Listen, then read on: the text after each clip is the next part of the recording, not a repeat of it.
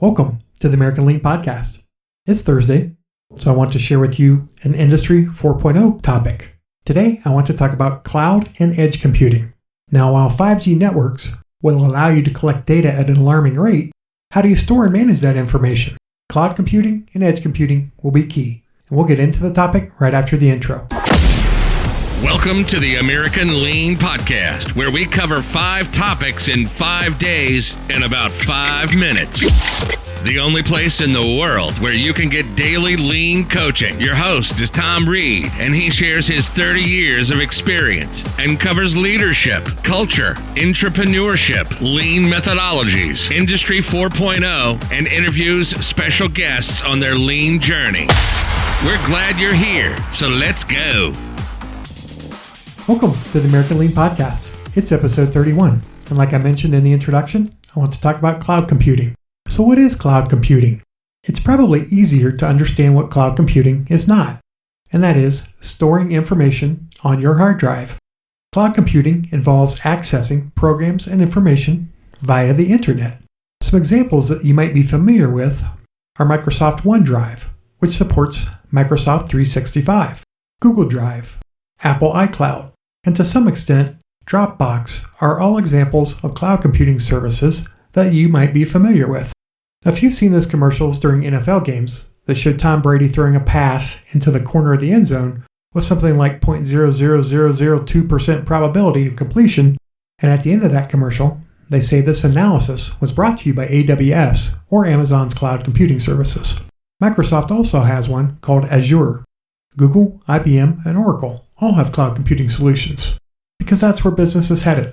Since we're going to have so many industrial Internet of Things devices, connected machines, sensors, and cameras that will all be generating data, it might be too much to be directly connected to the cloud. For most applications, edge computing, think of an intermediary, will be used before sending finite data to the cloud. So what is edge computing? It brings the computing power closer to the source of the data, and this will reduce the communication with faraway data centers, increase security, and reduce latency.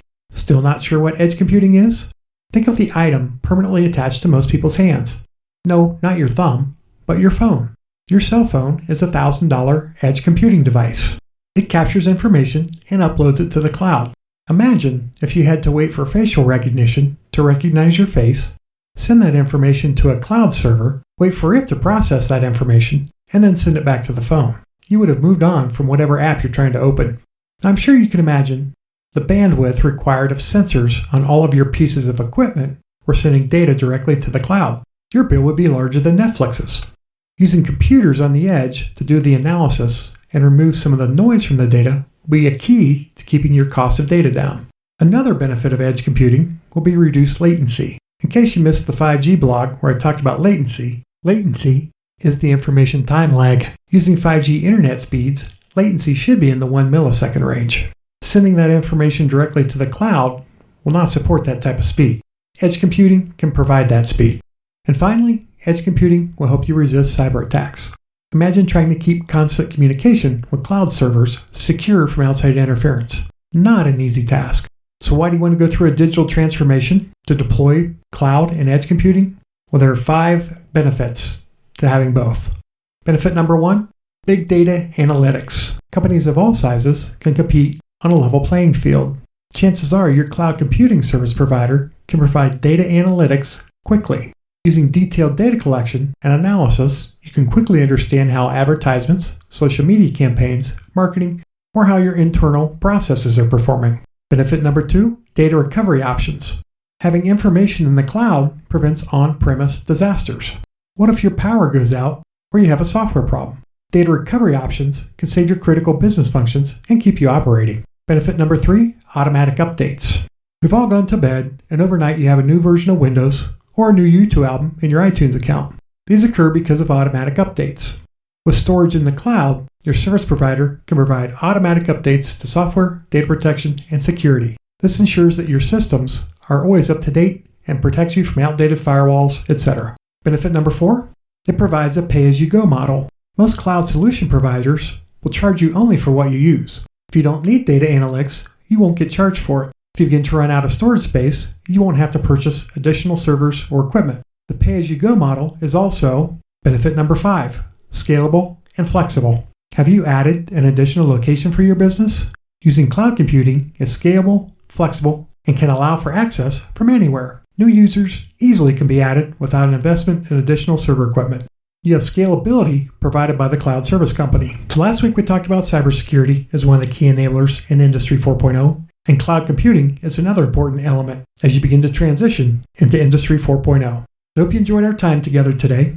Remember, consuming information is great, but I want you to take this information to make yourself and your company a little bit better today. This podcast is for you, so if there are topics that you would like me to cover, or if you'd like to share your company's lean journey, please contact me at tom@americanlean.com. Full show notes can be found at americanlean.com/blog, Introduction to Cloud Computing in Industry 4.0. Until tomorrow, have a great one. Thank you for joining us today. As always, we're honored to serve you, and we hope that you and your company are getting a little bit better every day. Please subscribe, rate, and review this podcast, and share it with others in the lean and business community. If you'd like to turbocharge your lean efforts, please visit us at americanlean.com.